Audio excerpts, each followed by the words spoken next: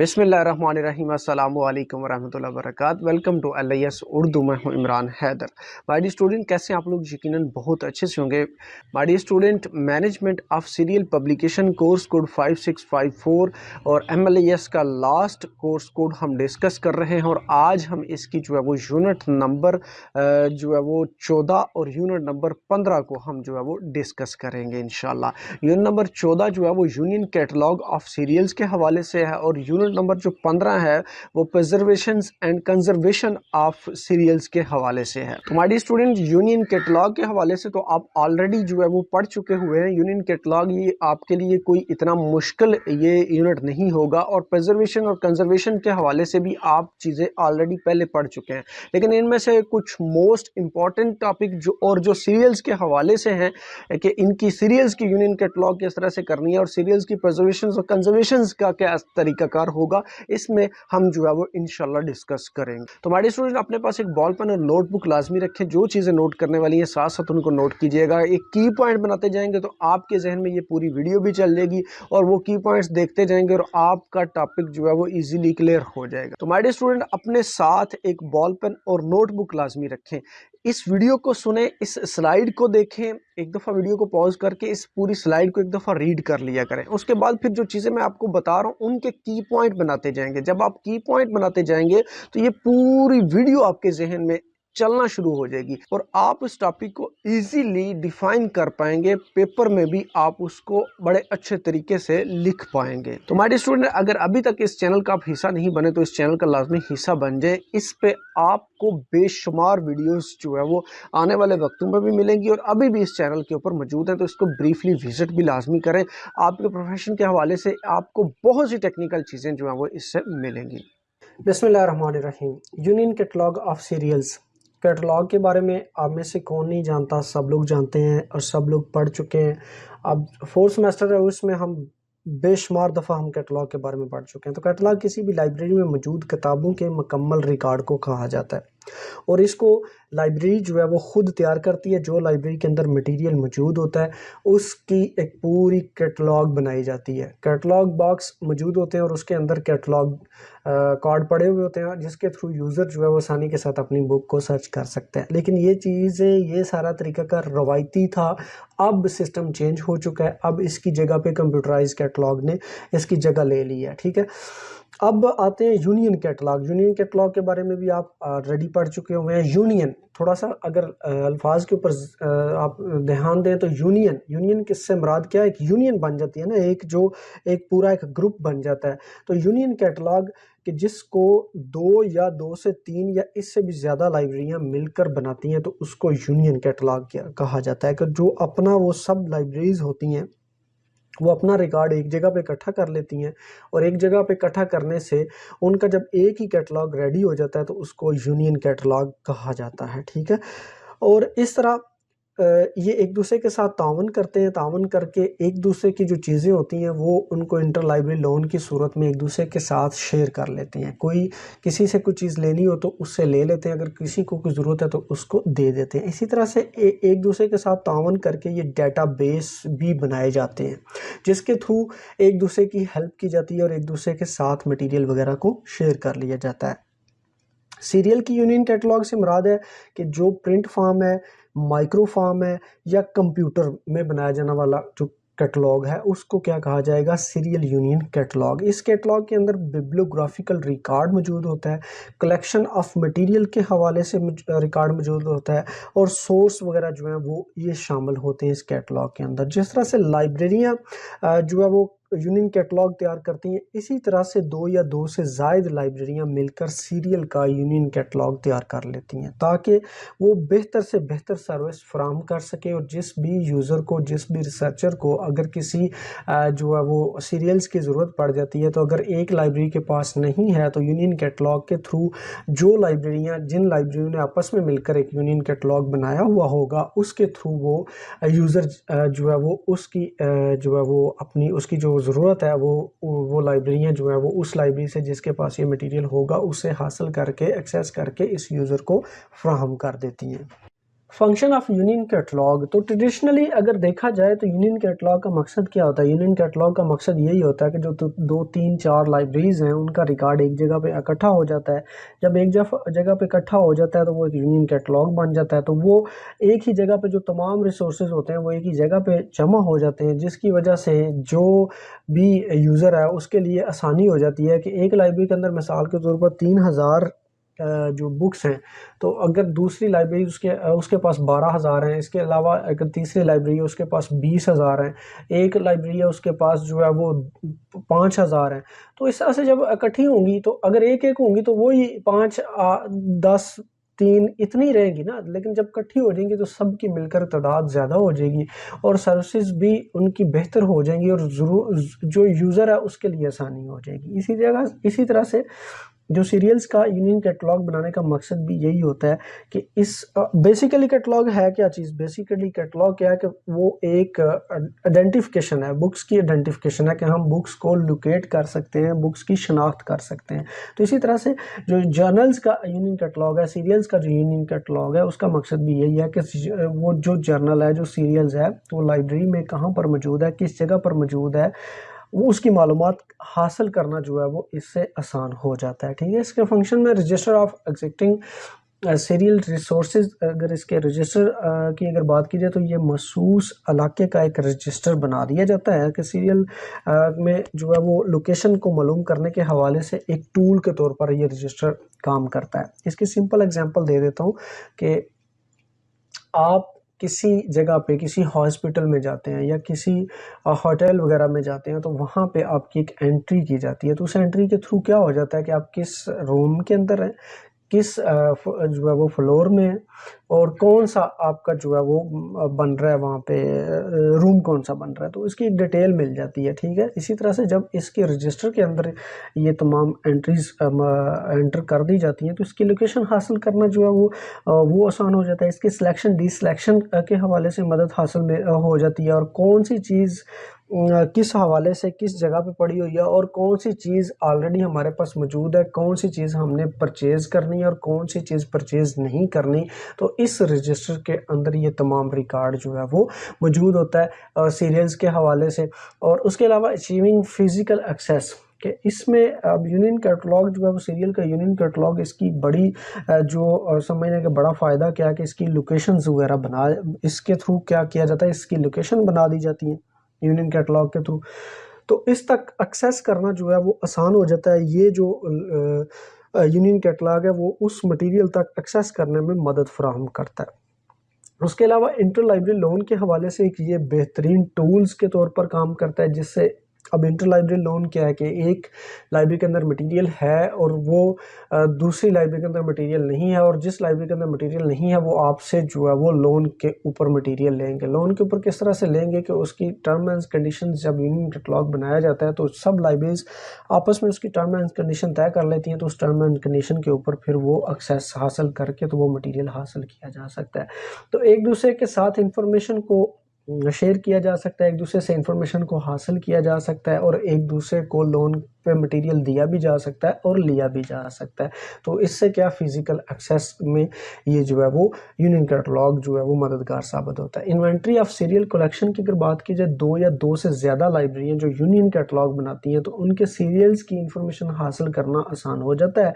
कौन सी लाइब्रेरी के पास किस जर्नल का जो मटेरियल है वो कितना पड़ा हुआ है और कौन सी लाइब्रेरी कितना मटेरियल जो है वो महफूज कर रही है और किस बेस पे कौन से जर्नल्स उनके पास हैं, इस हवाले से इनके इन्वेंट्री के हवाले से भी मालूमात हासिल की जा सकती हैं। अब इन्वेंट्री सिंपल अल्फाज में आपको बता दूं कि एक इन्वेंट्री बनाई गई है, मतलब आपके पास कितना टोटल मटेरियल क्या है। कि आप उसकी सिंपल एग्जांपल दे देता हूँ कि एक जो शूज़ वाली कंपनी है तो उसका एक शूज़ कंपनी के एक मतलब आगे उसका एक जो है वो उसकी शॉप है, तो इन्वेंट्री में कंप्लीट डिटेल उसकी बनाई जाएगी कि कितने शूज़, कौन कौन से शूज़ किस किस आर्टिकल के किस किस वैरायटी के कौन कौन से पड़े हुए हैं। तो जब वो सारी एक डिटेल बन जाती है उसको इन्वेंट्री कहा जाता है। तो इसी तरह से सीरियल्स की जितनी भी इन्वेंट्री है उसकी कलेक्शन किसके थ्रू मालूम की जा सकती है, उसकी कलेक्शन जो है वो यूनियन कैटलॉग के थ्रू मालूम की जा सकती है। उसके बाद आइडेंटिफिकेशन एंड वेरिफिकेशन। अब बेहतरीन ज़रिया जो वेरिफिकेशन और आइडेंटिफिकेशन का यूनियन कैटलॉग है उसकी वजह ये है कि इसके थ्रू जो है वो एक जो भी मटेरियल लाइब्रेरी के अंदर मौजूद है, जो भी जर्नल्स मौजूद है, उनकी शनाख्त भी की जा सकती है। और जब यूनियन कैटलॉग मौजूद होगा, आपका यूनियन कैटलॉग जो 3-4 लाइब्रेरीज के साथ मिलकर बना हुआ है, तो उसमें उसकी वेरिफिकेशन भी की जा सकती है कि ये वाला मटेरियल वाकई इस लाइब्रेरी के अंदर मौजूद है या नहीं है। तो इसके थ्रू ये सारी चीज़ें मुमकिन होंगी। यूजफुल ऑफ इंफॉर्मेशन सोर्स नए और पुराने जर्नल की मालूमात हासिल की जा सकती है। इसमें ये एक यूज़फुल सोर्स के तौर पर इस्तेमाल किया जाता है कि इसमें अभी तक जो जर्नल्स एक लाइब्रेरी के अंदर पड़े हुए हैं वो कौन से हैं, करंट कौन से चल रहे हैं और उनके प्रीवियस कौन कौन से पड़े हुए हैं, इसकी तमाम तर डिटेल इस यूनियन कैटलॉग के थ्रू जो है वो हासिल की जाती है। अच्छा, उसके बाद है यूनियन कैटलॉग फॉर्मेट। अब यहाँ पे कुछ कमेंट्स आए थे कि आप इस पूरी स्लाइड को पढ़ के उसको डिफ़ाइन किया करें, तो भाई मैं उसी स्लाइड को ही डिफ़ाइन कर रहा हूँ, लेकिन पढ़ूंगा अगर इस तरह से यूनियन कैटलॉग ऑफ सीरियल्स में be produced in print in microform और displayed on computer terminal screens, इस तरह से अगर इसको डिफ़ाइन करने लग जाऊंगा तो ये चीज़ें तो आप खुद भी पढ़ सकते हैं, तो ये कोई मुश्किल चीज़ नहीं है। आपके टाइम की बचत के लिए मैं ये वाली स्लाइड्स जो है वो रीड नहीं करता, क्योंकि आप आसानी के साथ खुद भी इसको रीड कर सकते हैं। तो अगर इसके फॉर्मेट की बात की जाए तो जर्नल फॉर्मेट जो है वो इसका जो है वो कई फॉर्मेट में हो सकते हैं। इसमें जर्नल का जो फॉर्मेट है, ठीक है, और इसमें जो इसकी अहम एग्जाम है फॉर्मेट के हवाले से, इसका जो फॉर्मेट है। अब फॉर्मेट क्या है, फॉर्मेट थोड़ा सा सिंपल कर देता हूँ। फॉर्मेट कौन नहीं जानता, सब जानते हैं कि फॉर्मेट कि क्या फॉर्मेट है। भाई एक फाइल है आप कि किस फॉर्मेट में है वो जो है वो MS एक्सेल की फाइल है, MS एक्सेल फॉर्मेट है, वो MS वर्ड फॉर्मेट है, या वो कोई JPEG फॉर्मेट है, या GIF फॉर्मेट है, या PDF फॉर्मेट है। तो वो किस शेप में है, किस शक्ल में है, तो ठीक है, उसको हम फॉर्मेट कहेंगे। तो यूनियन कैटलॉग का प्रिंट फॉर्म है नंबर 1, दूसरे नंबर पे माइक्रो फॉर्म है इसकी, और तीसरे नंबर पे कंप्यूटर फॉर्म है। और कंप्यूटर को आप ऑनलाइन फॉर्म भी कह सकते हैं, ठीक है। ये 3 तरह के फॉर्मेट जो है वो इस यूनियन कैटलॉग के होते हैं। अब प्रिंट फॉर्म को कौन नहीं जानता, सिंपल सी बात है। हार्ड फॉर्म में जो प्रिंटेड है वो हार्ड फॉर्म में जो है उसको आप प्रिंट जर्नल कहेंगे, हार्ड फॉर्म उसको आप कहेंगे। और सबसे आसान जो एक्सेस के हवाले से सबसे आसान ये प्रिंट फॉर्म है। तो इसके लिए कोई साजो सामान की ज़रूरत नहीं होती, क्योंकि आपने सिंपल वहाँ से प्रिंट जर्नल लिया जो एक दफ़ा प्रिंट हो चुका है, पब्लिश हो चुका है, उठा के तो रीड किया, अपना जो भी आपका मकसद उसको आपने पूरा किया। कोई इसके लिए कंप्यूटर की ज़रूरत नहीं है, कोई इसके लिए कोई माइक्रो फिश की ज़रूरत नहीं है, कोई कुछ भी इसमें मतलब ऐसी कोई ज़रूरत इसमें नहीं पड़ती। तो जहाँ इसके इतने ज़्यादा फ़वायद हैं तो वहाँ पे कुछ नुकसानात भी मौजूद हैं। नुकसान इसके क्या हैं कि इसको अपडेट नहीं किया जा सकता। मतलब अब ज़ाहिर है प्रिंट एक दफ़ा प्रिंट होके आ चुका है तो उसमें कोई भी अमेंडमेंट नहीं की जा सकती, कोई चीज़ उसमें अपडेट वगैरह नहीं की जा सकती। दूसरी इसकी फार्म जो माइक्रो फार्म है ये बहुत ही महंगी किस्म है। तो उसकी वजह यह है कि ये माइक्रोफिश का होना इसके लिए ज़रूरी है। माइक्रोफिश के बगैर ये नाकाबिले इस्तेमाल है, और एक जगह से दूसरी जगह इनको लेकर जाना आसान है, क्योंकि माइक्रो फार्म में है तो इनको एक जगह से दूसरी जगह मुंतकिल करना कोई मुश्किल चीज़ नहीं है। तीसरा जो इसका फॉर्मेट है कंप्यूटर बेस्ड या ऑनलाइन। तो ये कंप्यूटर बेस्ड या ऑनलाइन जब इसके आ गया तो इसके फ़ायदे ही फ़ायदे हैं। इस्तेमाल करने वालों के लिए बेहद फ़ायदा है, कई तरीक़ों से इसको एक्सेस किया जा सकता है, और इसमें बिब्लियोग्राफिकल इंफॉर्मेशन मौजूद होती है। उसके बाद मास्टर डाटाबेस के हवाले से इसमें जो है वो इंफॉर्मेशन मौजूद होती है। इंटर लाइब्रेरी लोन के हवाले से डाटाबेस ये फ्राहम करता है, और इसको अपडेट करना आसान होता है, और इसको एडिट करना भी आसान होता है। अगर इसमें कोई चीज़ें अपडेट करनी है, एडिट करनी है, तो वो ज़ाहिर है कंप्यूटर बेस है, कंप्यूटर पे है, तो आप इसको आसानी के साथ अपडेट कर सकते हैं। यूनियन कैटलॉग ऑफ स्कोप, अगर इसके स्कोप की बात की जाए, जब भी इसके स्कोप को वाज़ा किया जाए तो इसमें इस हवाले से कुछ बहुत ज़रूरी काम करने होते हैं जब इसके स्कोप को मेंशन किया जा रहा होता है। अखबारात क्या हैं और जर्नल क्या हैं, इनकी वजाहत और इनकी तारीफ़ें करना ज़रूरी है, कि ये मेंशन करना कि अखबार क्या है और जर्नल क्या है, क्योंकि जर्नल एक अलग चीज़ है और अखबार एक अलग चीज़ है, ठीक है। जर्नल्स के अंदर एक पूरा रिसर्च वर्क हो रहा है, जो एक रिसर्च की गई है उसका पूरा निचोड़ जो है वो उसके जो नताइज होते हैं वो शामिल किए जाते हैं। जबकि अखबारात डेली बेस पे जो भी न्यूज़ होती हैं, जो कुछ भी डेली बेस पे हो रहा है, तो वो उसमें अखबार में शामिल किया जाता है। उसके अलावा जो अदारा भी इस शुबा के हवाले से जर्नल का जो शुबा इस हवाले से जो काम कर रहा है, तो उसकी वजाहत करना और उसका दायरा कार क्या है वो भी जो है वो मेंशन करना बेहद ज़रूरी है। उसके अलावा लाइब्रेरी किस तरह से जर्नल को कवर करेंगी, मतलब लाइब्रेरीज कौन से जर्नल को, किस जर्नल को किस तरह से प्रेजेंट करती हैं, ये चीज़ें इसके स्कोप में आएंगी। उसके अलावा लोकल, रीजनल, नेशनल, इंटरनेशनल और लैंग्वेज, सब्जेक्ट, ये सब कुछ इसमें वाज़ह किया जाएगा। जब भी जर्नल्स को जो है वो जर्नल्स के हवाले से यूनियन कैटलॉग बनाया जाएगा तो ये सारी चीज़ें इसमें जो है वो वाज़ह की जाएंगी। और इसके अलावा रीडर्स और सर्चर्स की जो ज़रूरियात हैं उनको मद्देनज़र रखते हुए जो भी यूनियन कैटलॉग का जो है वो फ़ैसला किया जाएगा, तो इनको मद्देनज़र रखते हुए, क्योंकि यही मेन जो है वो इन यूनियन कैटलॉग को देखेंगे भी, इनसे ही फ़ायदा भी उठाएंगे, क्योंकि इनकी ही मेन ज़रूरत भी है। तो इनको आपने मद्देनज़र रखते हुए इस हवाले से यूनियन कैटलॉग की तैयारी करनी है। और इसमें जो यूनियन कैटलॉग में जो ज़रूरी एरियाज़ वगैरह होते हैं उनको भी शामिल करना, उनको भी पुर करना बेहद ज़रूरी होता है। इसमें ऑल टाइप ऑफ सीरियल्स के हवाले से मटेरियल, ऑल पीरियडिकल के हवाले से, ऑल लैंग्वेज के हवाले से, ऑल स्क्रिप्ट के हवाले से, ऑल सब्जेक्ट के हवाले से, ऑल सीरियल पब्लिशर के हवाले से, ऑल कंट्रीज़ के हवाले से, ऑल फॉर्मेट के हवाले से, ऑल मीडिया के हवाले से। और उसके बाद एन इंटेलेक्चुअल लेवल, जो इसका इंटेलेक्चुअल लेवल है उसको आप देखेंगे, all types of contribution libraries के हवाले से, और होल्डिंग लाइब्रेरीज़ के तौर पर जो कंट्रीब्यूट कर रही हैं उस हवाले से, इन चीज़ों को जो है वो इसमें देखना जो है वो बेहद ज़रूरी होगा। अच्छा, यूनियन लिस्ट ऑफ जर्नल्स, थोड़ा सा इसके ऊपर अगर ध्यान दें तो यूनियन लिस्ट ऑफ जर्नल्स के यूनियंस की जो लिस्ट बनाई गई थी, जो जर्नल्स की लिस्ट बनाई गई थी एक यूनियन ने मिलकर, तो उसको यूनियन लिस्ट ऑफ जर्नल कहा जाता है। जर्नल में शाया होने वाले मवाद की अगर बात की जाए तो उसकी तादाद में दिन ब दिन इजाफा हो रहा था, तो ऐसे इजाफे की वजह से किसी एक ऐसे सिस्टम की ज़रूरत थी कि जिसके थ्रू एक बिब्लियोग्राफिकल कंट्रोल किया जा सके। तो इसके लिए जो पहला सिस्टम बनाया गया था वो यूनियन लिस्ट ऑफ जर्नल बनाया गया था। यूनियन लिस्ट ऑफ सीरियल्स के हवाले से इस एक पूरी लिस्ट को तैयार किया गया था, जिसमें एक यूनियन कैटलॉग से भी पहले का एक स्टेप है। यूनियन कैटलॉग इसके बाद बना था, मतलब यूनियन लिस्ट ने ही यूनियन कैटलॉग की शेप जो है वो अख्तियार की थी। तो इसमें यूनियन कैटलॉग की समझने की अगर बुनियाद की अगर बात की जाए तो यूनियन लिस्ट ने इसकी बुनियाद रखी है। तो यूनियन लिस्ट को प्रिंट फॉर्म में शाया किया गया था, और कैटलॉग की तरह यूनियन लिस्ट का मकसद क्या था कि मवाद को तरतीब देकर इसकी बाकायदा एक पूरी लिस्ट फहरिस्त तैयार करना था। रसायल हो या जो है वो जर्नल्स वगैरह, या मतलब इसमें जो जर्नल पीरियडिकल जो भी हैं उसमें शाया होने वाले मवाद की पूरी लिस्ट बनाना, फहरिस्त बनाना। और इसमें दो या दो से ज़ायद लाइब्रेरियाँ जो है वो आपस में मिलकर इसकी जो है वो आपस में यूनियन लिस्ट तैयार करते थे, जिससे रीडर और रिसर्चर फ़ायदा हासिल करते थे और उनको मटेरियल हासिल करने के हवाले से आसानी होती थी।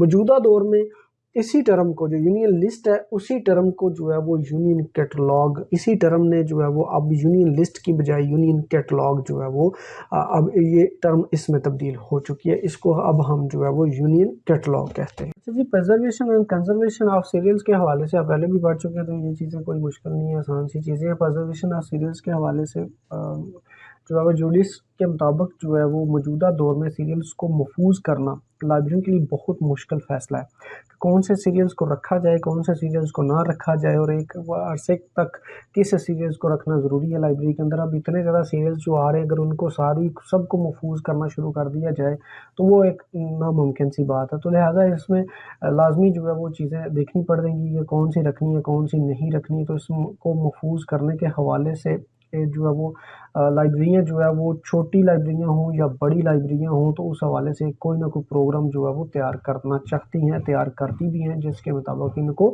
महफूज किया जाता है। लाइब्रेरी को सीरियल्स को महफूज करने के हवाले से प्रोग्राम, बजट और जगह को मद्देनज़र रखते हुए इसमें ये जो है वो प्रोग्राम बनाया जाता है, सिस्टम बनाया जाता है इसमें। और जो भी सिस्टम बनाया जाता है वो हकीकी ज़रूरियात को मद्देनज़र रखते हुए बनाया जाता है कि क्या हकीकतन जो चीज़ें हैं वो किस तरह से हैं और रियलिटी क्या है, उस रियलिटी को देखते हुए सारी चीज़ें बनाई जाती हैं। मतलब ज़बानी जमा खर्च जो है वो इसमें बिल्कुल भी शामिल नहीं होता। हर लाइब्रेरी अपनी जो है माली हदूद के अंदर रहकर मवाद को महफूज करने के हवाले से चीज़ें तरीक़ाकार देखती हैं कि उनके पास कौन सा मवाद है, कितनी मालियत उनके पास, और कितना मटीरियल वो मज़ीद रख सकते हैं और कितना मटीरियल वो इसमें महफूज कर सकते हैं, परचेज़ कर सकते हैं। तो वो सारी चीज़ें वो खुद की अपनी नहीं देखेगी। तो उसके बाद जर्नल्स के हवाले से 5 साल तक महफूज इसको किया जा सकता है, मतलब जो भी जर्नल है तो उसको एक सॉर्ट आउट कर लिया जाता है, इनमें एक जो देख लिया जाता है कि कौन सा जर्नल जो ज़्यादा देर तक रखना ज़रूरी है और कौन सा रखना नहीं ज़रूरी।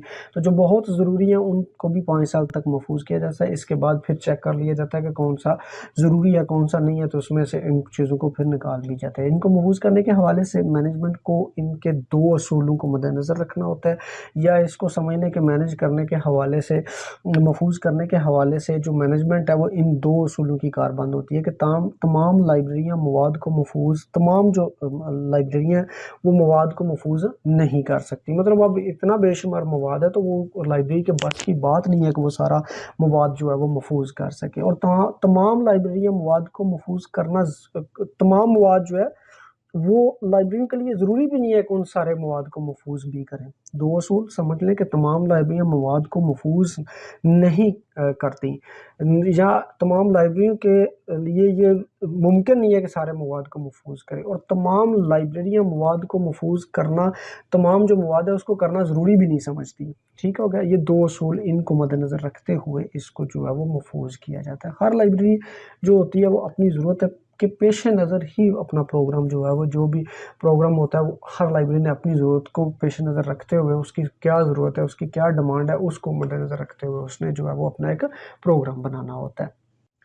अच्छा, ये प्रिजर्वेशन ऑफ सीरियल स्टैंडर्ड्स के, जो भी आप सीरियल्स को महफूज करते हैं तो उसकी महफूज करने के कुछ स्टैंडर्ड्स हैं कि आप जिस तरह से कोई भी फीड वगैरह को स्टोर करते हैं, या कोई भी फूड जो है वो स्टोर करते हैं, कोई भी फ्रूट वगैरह स्टोर करते हैं, कोई भी सब्जी वगैरह स्टोर करते हैं, तो उसके लिए कोई ना कोई स्टैंडर्ड बनाया जाता है ना जी, ये तरीकाकार है, इसका ये प्रोटोकॉल होगा, ये इसके ऊपर अमल किया जाएगा तो तब ये चीज़ें महफूज रहेंगी, तब ये चीज़ों किसी किस्म का कोई नुकसान इसको नहीं पहुँचेगा। तो इसी हवाले से सीरियल्स के प्रिजर्वेशन स्टैंडर्ड्स जो में सबसे पहले कि एनवायरमेंटल कंट्रोल है।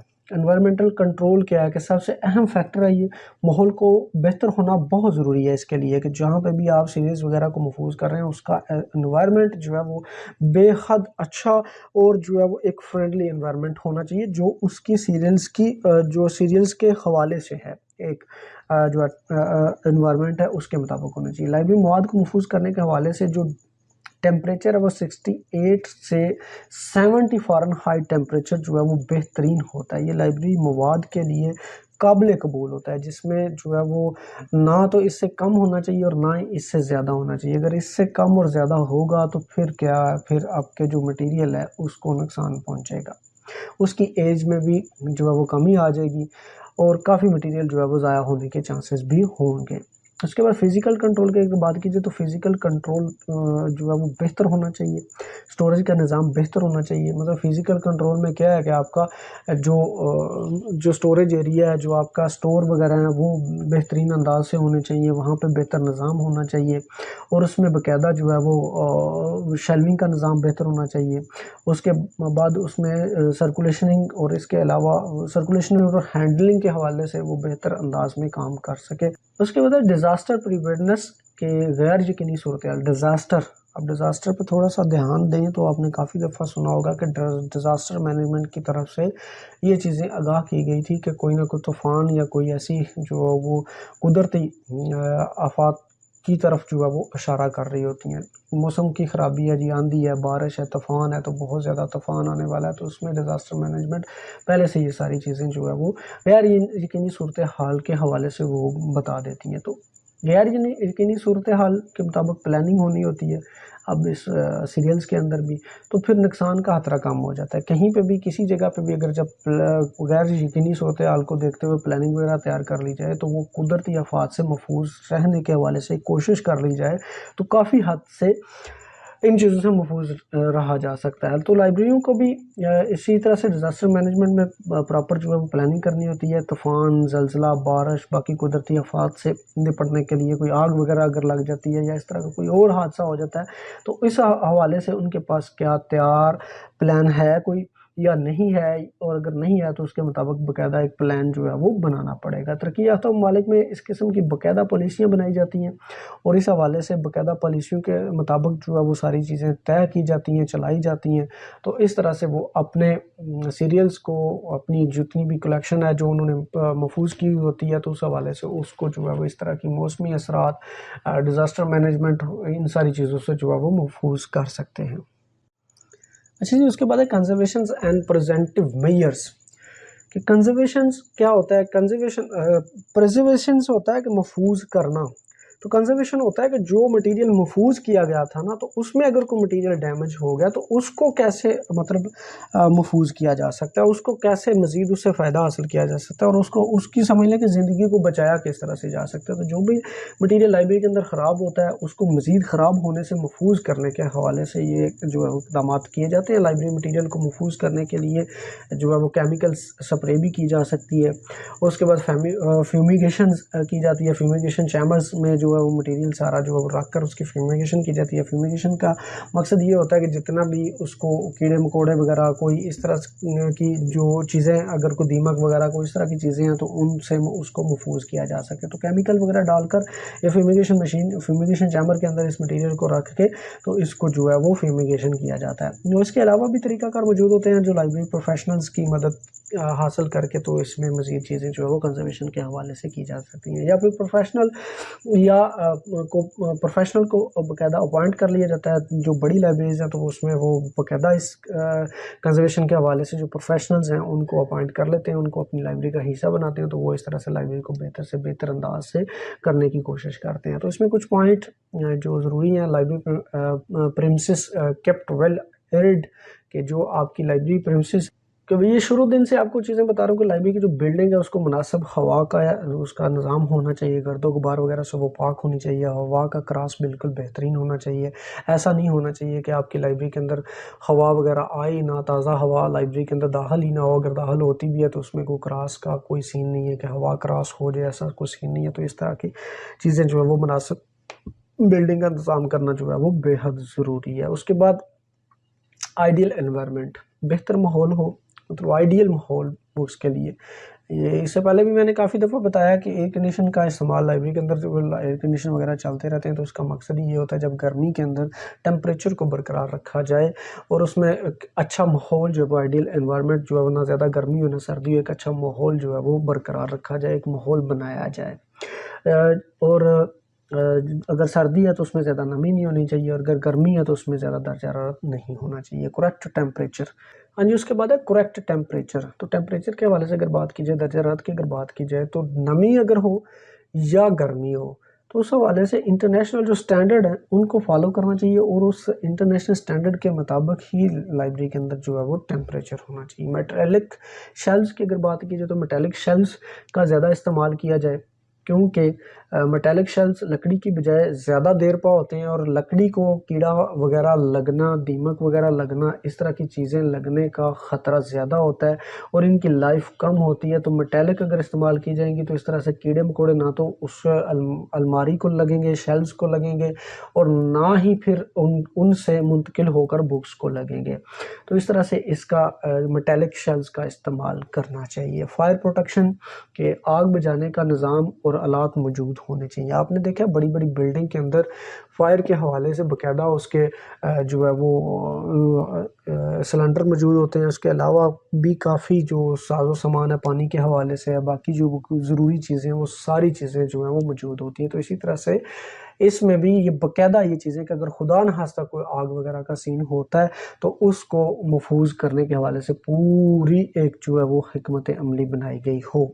नॉन स्मोकिंग एरिया, कि सिगरेट नोशी के हवाले से बिल्कुल इसमें जहाँ पे आपने अपना मटेरियल जो कंजर्वेशन के हवाले से है मौजूद है तो वहाँ पे कोई स्मोकिंग नहीं होनी चाहिए। नॉन स्मोकिंग एरिया का बाकायदा उसमें जो है वो एक टैग लगाया जाए ताकि कोई भी बंदा उसमें स्मोक वगैरह ना करे। अगर कोई स्मोकर है भी तो वो वहाँ से उस एरिया से बाहर निकल कर इससे दूर जाके अपनी स्मोकिंग वगैरह जो है वो कर ले।